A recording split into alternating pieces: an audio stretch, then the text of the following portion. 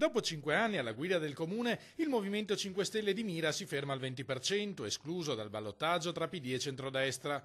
Ma per Elisa Benato, candidata sindaca dopo la rinuncia dell'uscente Alvise Maniero, si è trattato di una storica vittoria.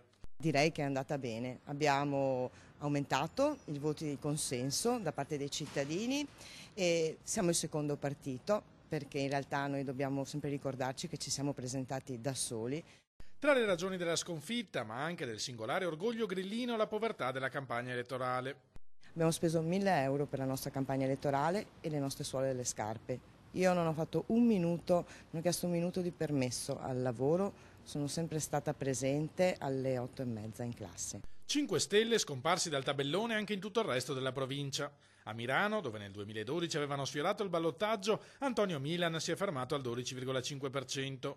Grillini ultimi in classifica a Santa Maria di Sala col 10,9% di Cristian Giordan e a Jesolo col 5,4% di Sara Coletto. Inesistenti a Marcon, dove nessuna lista è stata presentata a causa dei dissidi interni.